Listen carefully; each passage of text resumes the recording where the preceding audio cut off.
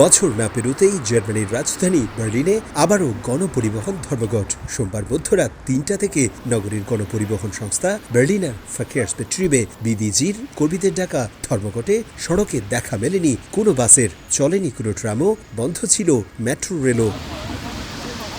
এদিন বৈরী আবহাওয়ার পাশাপাশি ধর্মঘটের কারণে বিপাকে পড়েন নগরবাসীরা। ব্যক্তিগত গাড়ি না থাকায় পায়ে হেঁটেই কর্মস্থলে যেতে দেখা যায় অনেককেই। শিক্ষার্থীদের উপস্থিতি কম থাকায় বন্ধ ছিল শিক্ষা প্রতিষ্ঠানও।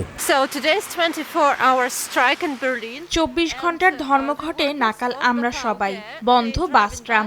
আমার মনে হয় বিভিজির কর্মীদের এই ধর্মঘটের যৌক্তিকতা আছে। পরিবহন সংস্থা মেনে নিলেই নগরবাসী মুক্তি পাবে। এদিকে আজ দিনভর বৃষ্টি, গাড়ি ঘোড়াও নেই, অনেক শিক্ষার্থী স্কুলে যেতে পারেনি। যত লোকজন আছে সবাই হচ্ছে যে কি দুর্ভোগে পড়ছে। আমাকে প্রায় 3 কিলোমিটার হেঁটে আমার বাসায় যেতে হচ্ছে বার্লিনে।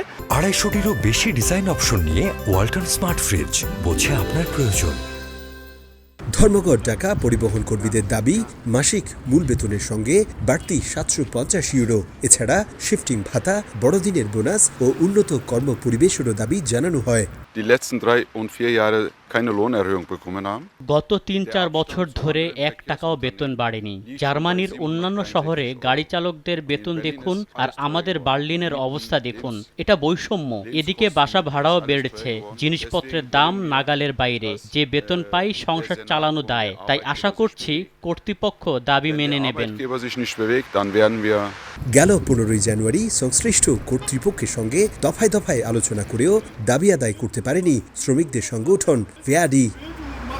বার্লিনের গণপরিবহন সংস্থার কর্মীদের দাবি, গত 2 বছরেও সবকিছুর দাম বাড়লেও বাড়েনি তাদের কর্মঘণ্টার দাম। তাই এবারও দাবি না মানা হলে আন্দোলন আরও দুর্বার করার হুমকি তাদের। জার্মানির বার্লিন থেকে বিটু বড়ুয়া, সময় সংবাদ।